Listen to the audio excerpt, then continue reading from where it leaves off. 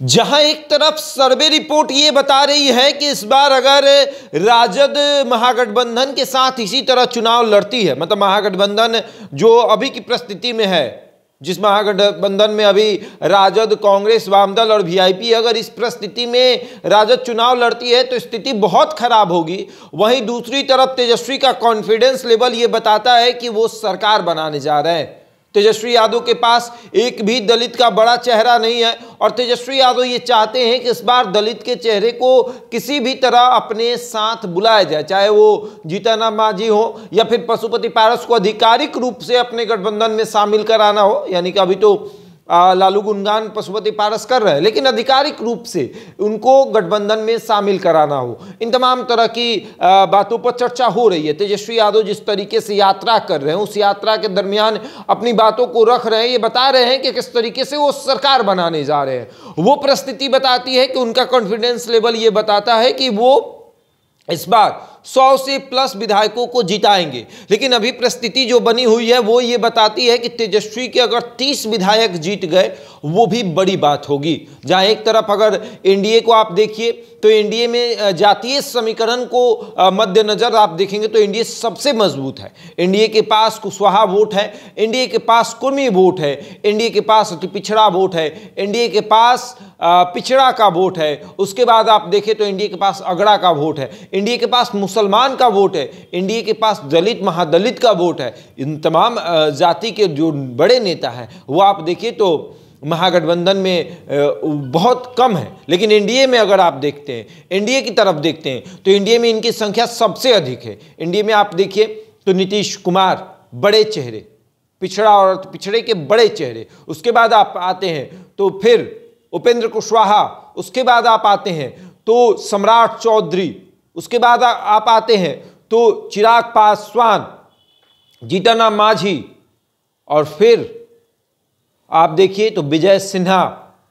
फिर इधर देखिए जेडीयू में तो अशोक चौधरी, भीम जो हुआ था सभा, भीम सभा याद तो होगा ही, 2 लाख की संख्या में लोग आए हुए थे। तो वो जो संख्या बल है वो जेडीयू के पास है, वो राजद के पास नहीं है, वो भारतीय जनता पार्टी के पास है, वो कांग्रेस के पास नहीं है। लेकिन वो आप देखें तो इधर जीतन राम मांझी और चिराग पासवान के पास है।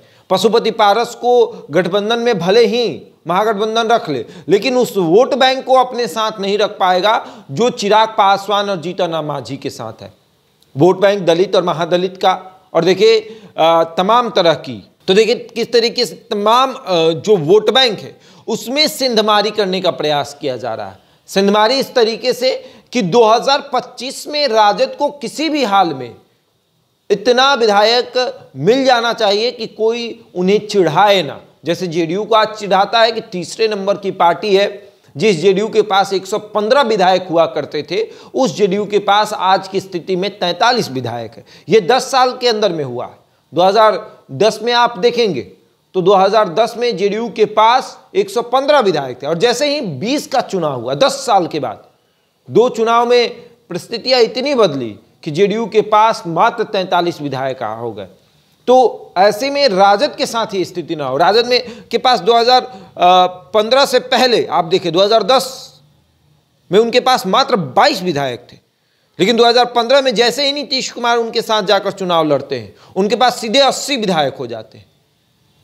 फिर जब तेजस्वी यादव चुनाव लड़ते हैं 2020 में अपने बलबूते पर, तो 75 विधायक हो जाते हैं। ये बात अलग है कि फिर जोड़ तोड़ के उसको 80 किया गया, लेकिन फिर उसके में जोड़ तोड़ हो गई, फिर संख्या कम हो गई।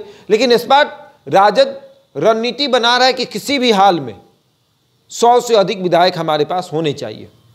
अब आगे देखिए क्या होता है, इस रणनीति पर वो सफल होंगे, जातीय समीकरण को किस तरीके से तेजस्वी यादव भजाएंगे, ये भी देखने वाली बात होगी। बहरहाल इस खबर में इतना ही। बने हमारे साथ और देखते रहें द इंडिया टॉप।